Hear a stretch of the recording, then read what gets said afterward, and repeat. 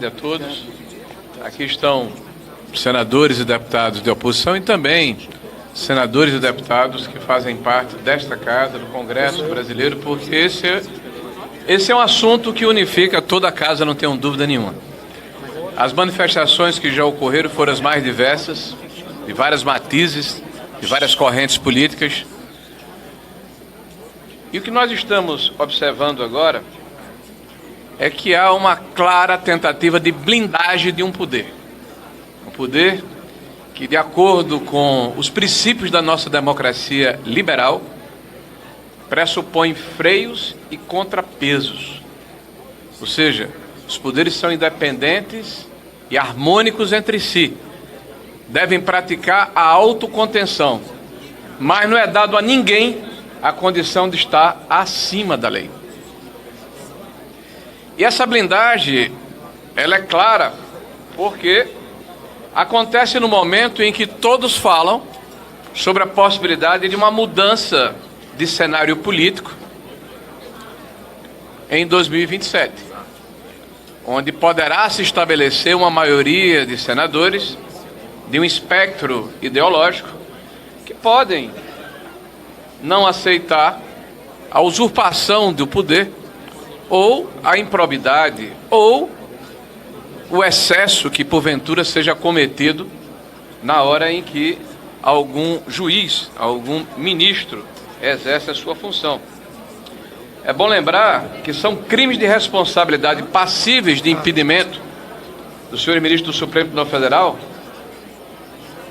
proferir julgamento quando por lei seja suspeito na causa. Alguém se lembra de alguma situação parecida com essa? De alguém que está proferindo julgamento e tem suspeição porque é inimigo de quem está julgando, ou se julga vítima de uma pretensa trama? Bom, vamos refletir a respeito, Exercer atividade política partidária. Alguém se lembra de uma expressão, vencemos o bolsonarismo? Emitido por um dos importantes ministros, ex-ministro da nossa alta corte. Proceder de modo incompatível com a honra, dignidade e decoro da função. Eu não vou nem falar muito a respeito desse aspecto aqui, que pela lei é motivo para impedimento, afastamento, impeachment de ministro do Supremo Tribunal Federal. Há uma questão que, antes de voltar aqui ao tema, que eu gostaria de refletir com vocês, porque essa é uma oportunidade de a gente falar para a sociedade brasileira ao lado dos nossos pares. Tem alguém aí, tem algum jornalista aí do Globo, por favor?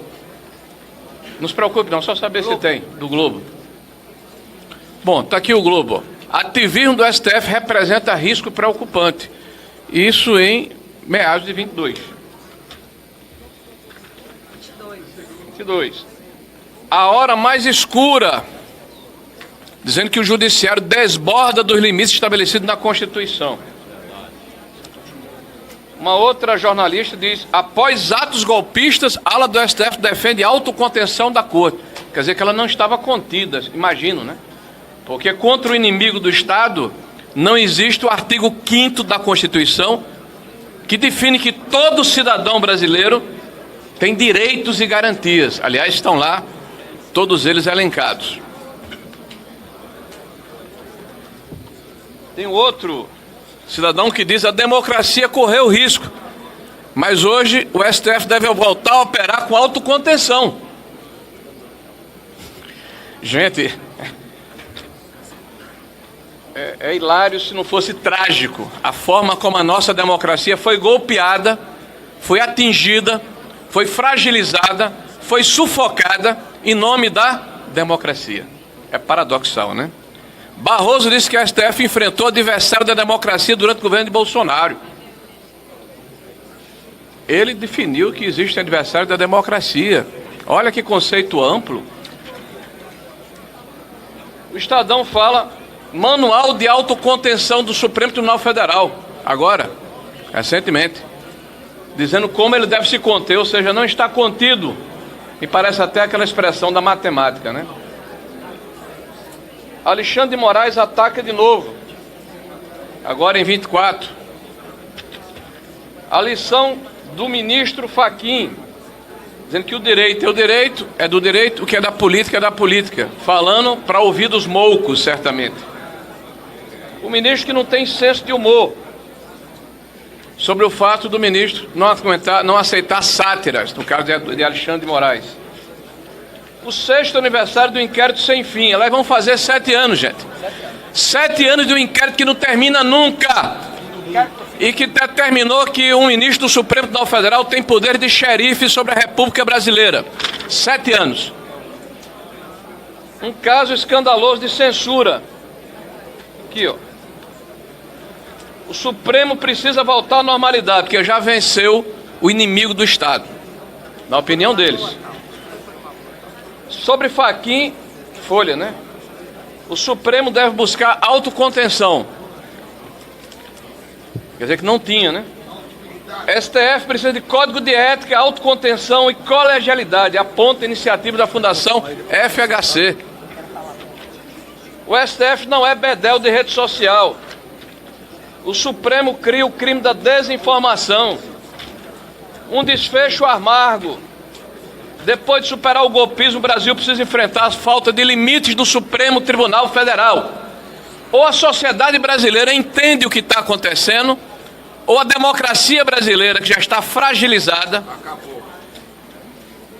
que claramente não aceita que um importante espectro da sociedade brasileira se manifeste, que aprisionou e amordaçou o principal líder da direita brasileira por mais de 100 dias, em função de cautelares que lhe foram impostas, no inquérito que ele sequer foi denunciado, e após a denúncia, essas cautelares não foram levantadas. Alguém que sofreu um processo em que pela primeira vez, um ex-presidente é julgado diretamente no STF, e não só no STF, mas numa turma do STF, que aliás, aqui um dos motivos de impeachment é justamente esse. A questão da falta de imparcialidade, de se julgar o inimigo. Onde se atacou o princípio do juiz natural e todo mundo normalizou, como se fosse uma coisa banal, natural. Nós não podemos aceitar esse tipo de situação, sob pena de em breve não termos no país uma democracia liberal. Nós vamos ter uma autocracia, ou uma democracia de juízes, ou uma situação imposta de cima para baixo, onde toda a sociedade tem que balançar a cabeça, como numa reunião de derviches, no mesmo ritmo, na mesma direção, sem o direito de ter uma opinião diferente.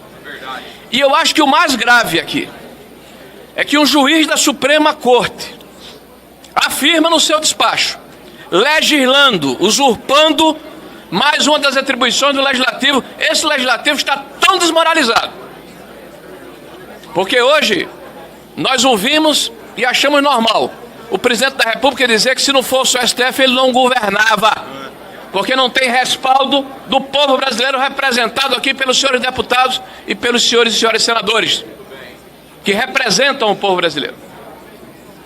O mais grave disso tudo é que um cidadão, um de vocês, um brasileiro que está me assistindo agora, pode, de acordo com a legislação, impetrar uma ação junto à Câmara dos Deputados, junto ao Senado da República e à mesa diretora de cada uma dessas entidades, por juízo de admissibilidade.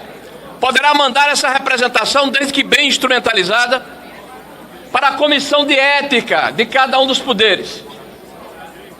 Isso poderá, inclusive, implicar em cassação de mandato.